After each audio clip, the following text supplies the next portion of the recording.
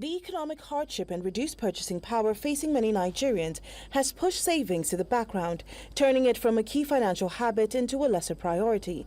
Nonetheless, it remains widely acknowledged as vital for ensuring basic survival and long-term stability. It's very, very important because there are some certain things that happen to you. You find out that your little savings can save you out of that moment. I don't prefer a job. I prefer saving money to my own account. For me, saving is really important, especially when you want to actually see the outcome of what you're working on. What I've done so far is just to save in my accounts, and then I know that, okay, there won't be any issues. It's just maybe a bank issue. I could cultivate crops. He harvest finish, he shop all on the finish. One hungry go begin big time, not go see where go fall in hand, put in hand. And they do spend and save.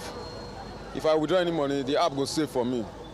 But sometimes I can't find out, say, they go withdraw the money to use. So I get away, I fit to fix the money. Any money I save now, I fit target and say 6 months time or 1 year I'll collect them so that I'm not going to fall victim of to go withdraw the one I don't save. In Nigeria, the culture of saving has traditionally thrived on communal trust. Systems like Ajo among the Yoruba and Esusu within Igbo communities represent informal savings groups where members make regular contributions. These grassroots financial networks have long served as lifelines for funding small businesses, covering education expenses, organizing weddings, and managing unexpected medical costs. Ajo participant Lukman Abdul shared that the scheme has enabled him to meet several of his financial needs. I think if a lot of people would take advantage of it, it is going to do well for them. So, for example, I use it to pay school fees. I use it to the kids' school fees. I use it to pay my house rent, and I also use it to change my car tires. Funny enough, before I started, I was not very disciplined with money, honestly. But so because you have obligation to meet, you have to keep to your word. You don't want to disappoint people that you're in the same group with, and also somehow it has really, really helped me be more disciplined with money. The rise of digital savings platforms shows a major shift. It's not just about access to banking, but improving financial literacy and long-term planning. Despite this progress, challenges still remain.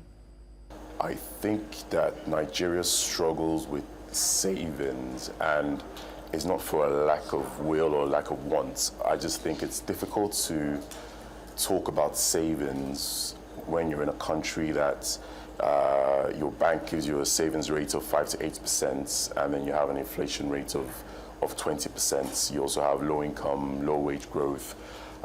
So there's more work that needs to be done on the structural side to actually encourage Nigerians to save. You save for emergencies and you invest for the future. So what I like to do is I like to use investments as a tool to beat inflation, right? So you save for emergencies, so you save for your rent, your school fees, your emergency fund, and you invest for tomorrow to beat inflation, because right now there's no way that the structure that we have will allow you to save to beat inflation. So you have to look at things like the equity markets or mutual funds that give rates higher than inflation to beat this inflation. In the face of rising living costs and economic uncertainty, one thing has become clear. Financial resilience isn't just a luxury, it's a necessity.